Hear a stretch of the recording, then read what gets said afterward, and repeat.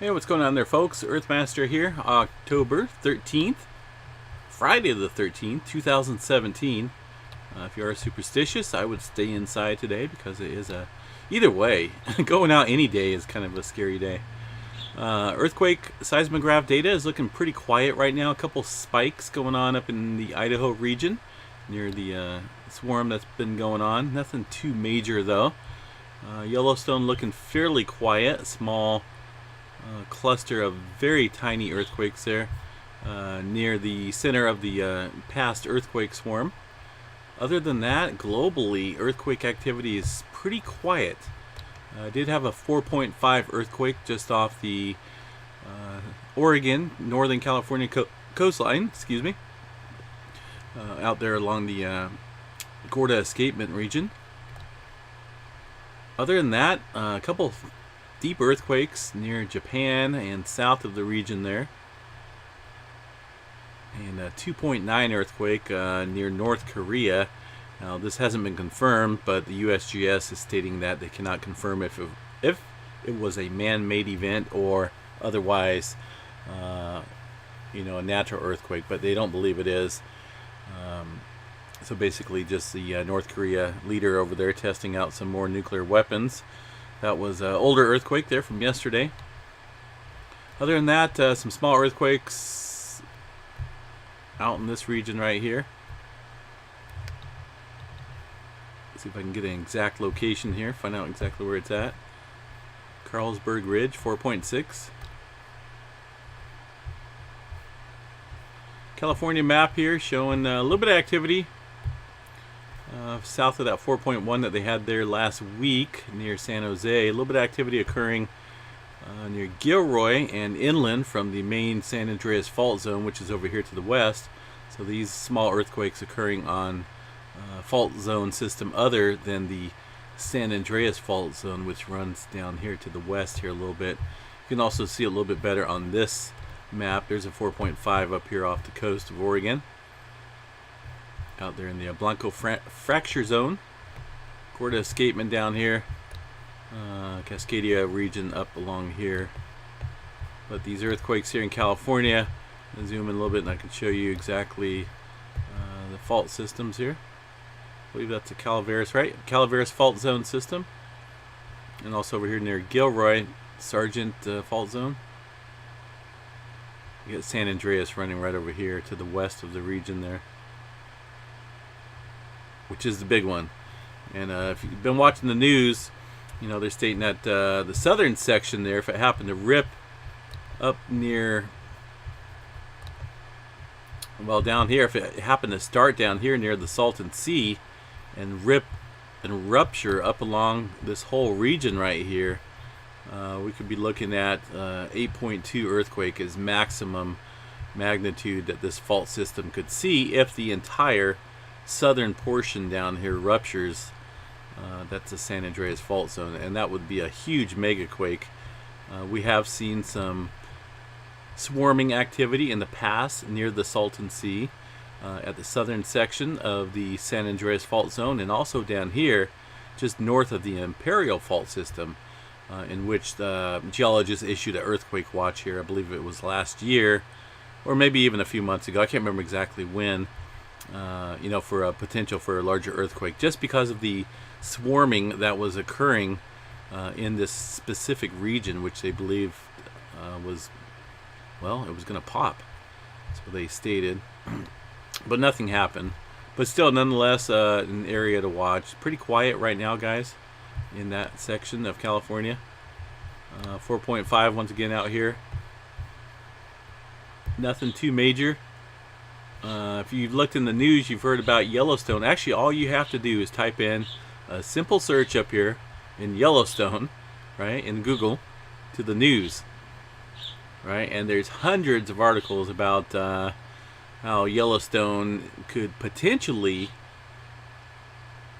explode or, erupt quicker than what they thought in the past. Scientists stated that it may take hundreds of years for signs to occur, like a buildup of magma earthquakes, blah blah blah, before a huge eruption happens. But they're stating that it could be a lot sooner than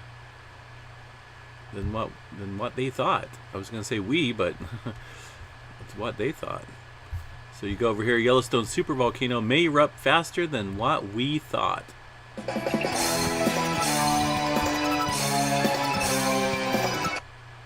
Not interested in hearing any of that. But yeah, Yellowstone made see, you can read the article. I'm not going to read the whole thing. I'll point this out to you guys here in a little bit. This station here is cluttered with ads and pop-ups and all sorts of stuff here. So Yellowstone may be best known for its geyser-like Old Faithful, but it's also famous for the supervolcano that lies just beneath the surface.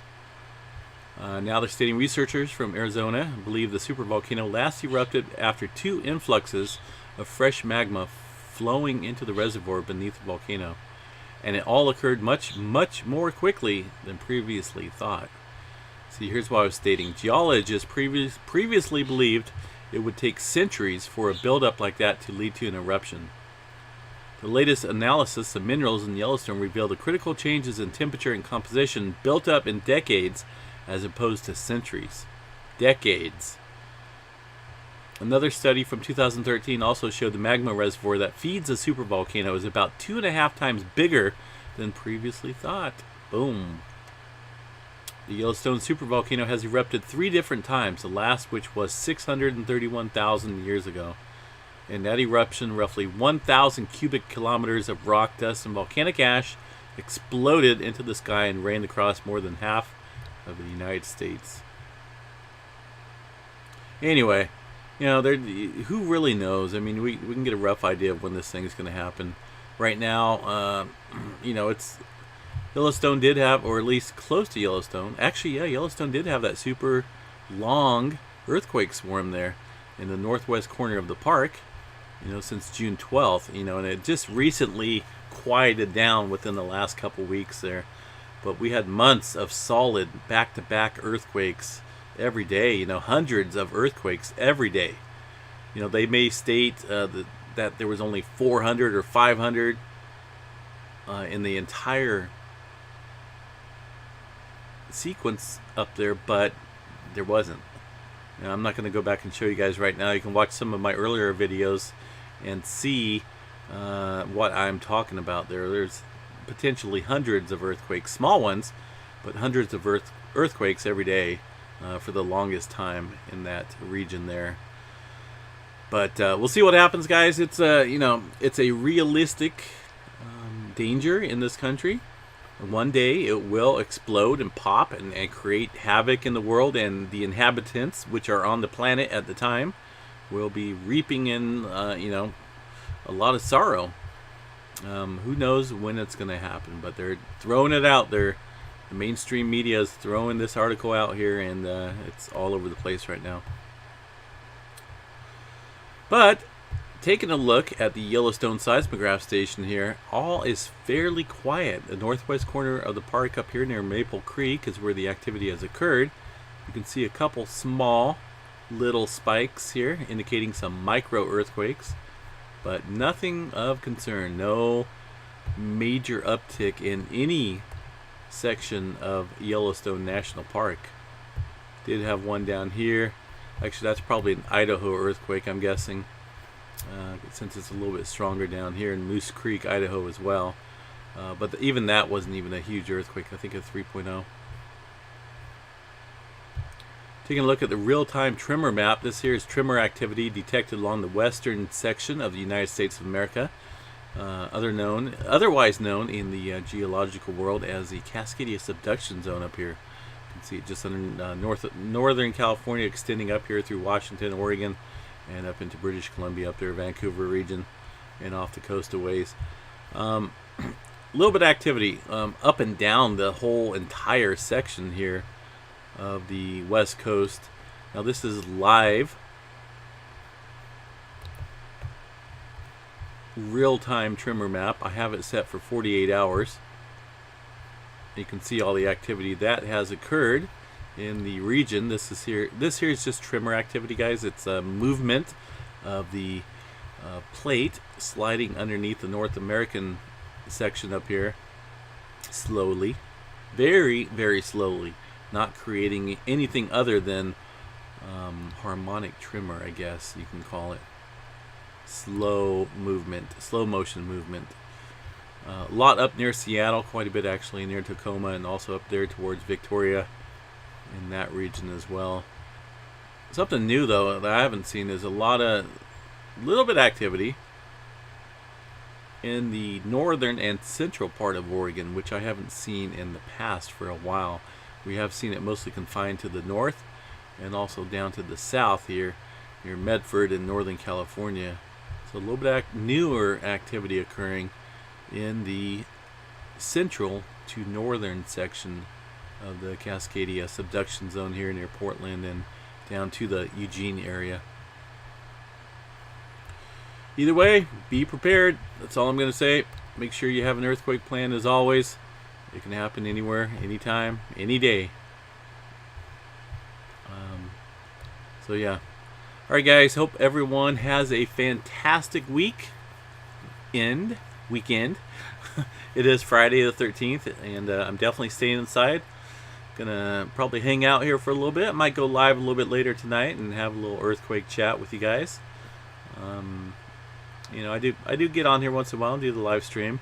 I was on here last weekend and we had that big wind event, and it ultimately took down my internet for a little bit, in which I never did come back live because of the intermittent activity that I was picking up on the internet. There is just not dependable.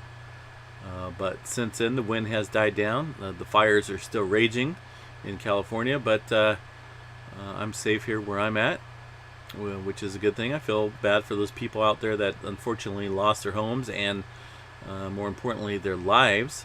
Quite a few people died out there due to those fires out here in Northern California. Pretty scary situation, no doubt. Hopefully we get a little bit of rain here soon and we can move on towards the winter months.